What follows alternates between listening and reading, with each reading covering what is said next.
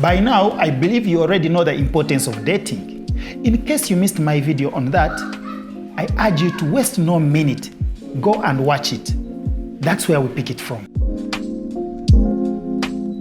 I am Uncle Bob, your marriage counselor. Thank you for keeping with us on the channel. From my previous video on the importance of dating, a lot of reactions came up. But what stood out most was how long should one date before marriage? Let's dive into it. If you have been dating already, the question is, how often do you meet with your partner? 2, how long do you spend with each other when you go on a date? How is your communication? Is it clear? Are you open to each other? Or you still have some secrets you're keeping away from each other? How comfortable are you before each other? Are you comfortable to an extent that you can tell your innermost secret? If you have been dating, for example, for 2 years, in these 2 years, how often have you met? When you meet, how long do you spend with each other on the date? Let's take an example that in the 2 years, you meet 3 times a week, and every time you meet, you spend 4 hours together. In total, you'll have done roughly 1,100 hours in 2 years. In that time that you spend together on a date, there are many things that happen. You get to study each other, you get to know each other's weaknesses, you get to understand each other deeply so that you get to know that inner person, not the outer person alone. And then you're able to tell their weaknesses and strengths. If there are weaknesses, are you able to stand with those weaknesses for the rest of your life? Are you patient enough for the rest of your life in case these weaknesses do not change to keep with this person? If your answers are yes, then you are ready to go on.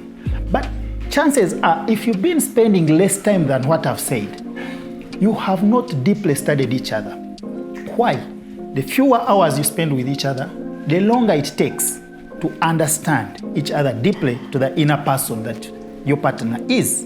For example, if you've been meeting once a week for 4 hours, it means in the 2 years you've met only 380 hours roughly.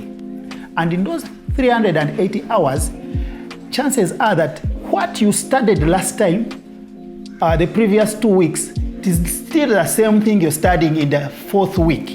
And you have not known much about each other. And it would be hard to tell you that if you've been dating for 2 years, no, it's okay, you can now get into marriage. Why? Because the time you've been spending together with your partner is so little. So that's why I would say, invest intentionally in your dating life. Invest intentionally so that you can get to understand each other deeply. And once you're there, once you understand each other, once you know your weaknesses, once you can be patient with each other's shortcomings, then we can say you can go to the next step. The other point is, as you get to understand each other, as you get to spend more time together, the initial spark of attraction, that sexual feeling that you had at the beginning, tends to wane away. If it goes away, are you still in a position to keep with this person? If you find that you no longer want to see them, that was just mere infatuation, and this is never going to be the partner for you in life. But that can only be determined if you are spending more time together. And then we say, the more you spend time together, your communication gets better, you can open up to each other, you can talk to each other, and there are no secrets anymore. You have developed trust. You have had fun together, and you're flexible depending on circumstances. When it comes to marriage, you are not going to regret.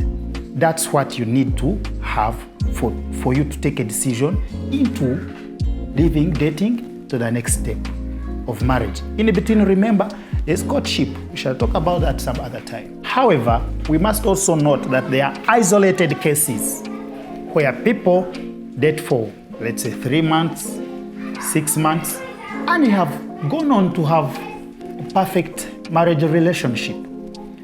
Like I have said, they are isolated cases. They were meant to be right from, it was a divine meeting for them, but not always is the case. So I would advise that invest time in your dating so that you do not regret. it is a fact that people who have dated longer, have invested more time in their dating period, have gone on to have happier marriages than those who did not date longer. So you need to know of that fact so that you do not fall a victim of the implications of poor investment in your dating life. Now that we know the determinants, for you have been dating, if you think you have it all, you have gone through it, take the next bold step. There's no reason in overdating. For you who are not sure, engage me, let's talk. Are you single, married, or just getting started? Or you're not even sure? Have you just been heartbroken? Or you're stuck in a friend zone? This is the right place to be. If you like this video, subscribe, like or share. But also, if you would like to have a one-on-one session with me, check my contact details in the description below.